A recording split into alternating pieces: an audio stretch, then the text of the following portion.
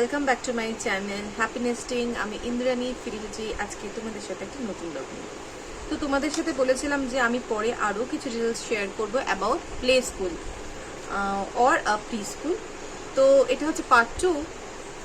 তো আমি এটাই বলছি যে প্যারেন্টস অনেকে অনেক রকম ফোবিয়া থাকে যে বাচ্চারা এত তাড়াতাড়ি প্লে স্কুল কেন যাবে। তো এই ফোবিয়া থেকে তোমরা প্লিজ বেরিয়ে এসো। বাচ্চা এই 2-2.5 ঘন্টায় কোনো রকম পড়ার প্রেশারে থাকে না, বরঞ্চ বাচ্চারা খুবই আনন্দে কাটায়। ওদের কাছে ওদের নতুন নতুন বন্ধু হয়, ওরা বন্ধুদের সাথে মিক্সড আপ হয়, ওরা আরও ওপেন হয়, প্লাস ওরা নতুন নতুন কিছু এক্সপ্লোর করে, নানান রকম অ্যাক্টিভিটিস জানতে শেখে। যেমন অনেক প্লে স্কুলে যেগুলো হয় স্যান্ড প্লে, তারপরে অনেক রকম অ্যাপারেটাস দিয়ে খেলা হয়, যেটা ব্লকস বা পিঙ্ক টাওয়ার, বিভিন্ন রকমের অ্যাপারেটাস আছে। তো সেই আর্ধেক অ্যাপারেটাসের কথা বললে অনেকেই বুঝবে না, বাট এটা যারা প্লে স্কুল মেথড, যারা মন্টেসরি টিচার আছে, তারা এগুলো খুব ভালো বুঝবে। তো আমি এটাই বলবো যে প্যারেন্টসদের এই ফোবিয়া থেকে প্লিজ বেরিয়ে আসুন। নিঃসন্দেহে আপনারা চিন্তা মুক্ত করে আপনারা যে কোনো প্লে স্কুলে আপনারা দিতে পারেন, যেটা আপনাদের কাছে সুবিধা হবে। The best play school wherever you want, you feel like you can take an admission, that is your choice. তো আমি বলবো সব প্লে স্কুল সমান না, বিভিন্ন রকম প্লে স্কুল ডিফারেন্ট সব অ্যাক্টিভিটিস থাকে, নাথিং ইজ।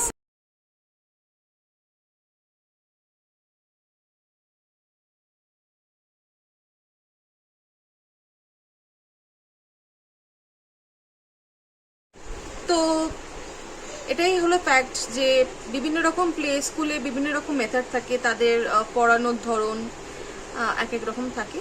তো সেটা তোমরা নানান রকম play school nearby explore করো, দেখো তোমাদের জন্য কমফোর্টেবল জোন কী আছে। নাম্বার 1 যেটা তোমরা সব প্লে স্কুলের মধ্যে যেটা প্যারেন্টসরা যেটা দেখা উচিত আমি বলে মনে করব, নাম্বার 1 হচ্ছে সিসিটিভি ক্যামেরা আছে কিনা, সেটা মোস্ট ইম্পর্টেন্ট। বাচ্চারা কিরাম আছে না আছে, ভবিষ্যৎ কোনো রকম অ্যাক্সিডেন্টাল কিছু হলে বা কিছু হলে সেটা তোমরা চেক করতে পারবে বা বলতে পারবে। CCTV is important. Number 2 student strength with teacher, যে কজন টিচার আছে ক্লাসে, এক একজন টিচার কটা করে স্টুডেন্ট সামলাচ্ছে। নাম্বার 3 অ্যাটেন্ডেন্ট কটা করে পার ক্লাস অ্যাটেন্ডেন্ট রয়েছে, ইভেন অ্যাটেন্ডেন্ট কীরকমভাবে বাচ্চাদের দেখে, তাদের ঠিক করে টেক কেয়ার করে কি না।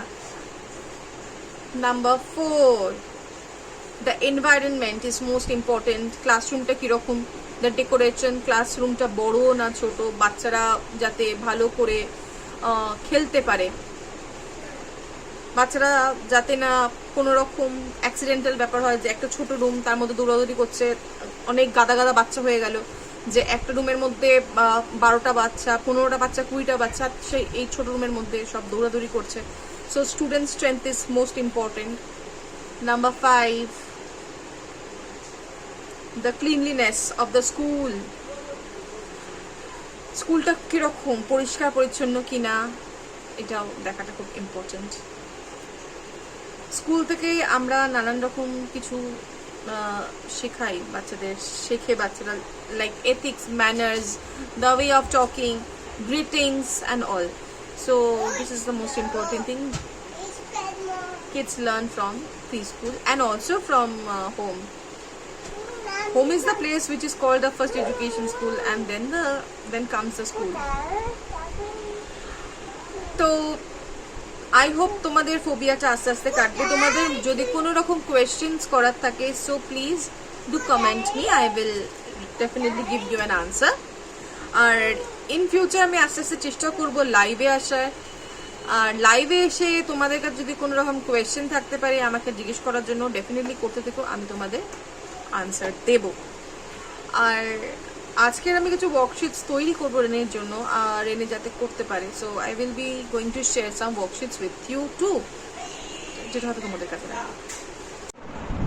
সো আপনাদের সাথে যে ভিডিওটা আমি শেয়ার করেছি যে প্লে স্কুলের ব্যাপারে, যে একটু ফোবিয়াটা কাটিয়ে দিই। আশা করি এটা আপনাদের হেল্প হবে। তো ভবিষ্যতে আপনারা প্লে স্কুল নিয়ে চিন্তাভাবনা করতে পারবেন একদম টেনশন ফ্রি হয়ে। সো আমার ভিডিওটা ভালো লাগলে প্লিজ লাইক করুন, কমেন্ট করুন আর সাবস্ক্রাইব অবশ্যই করুন। Thank you, by.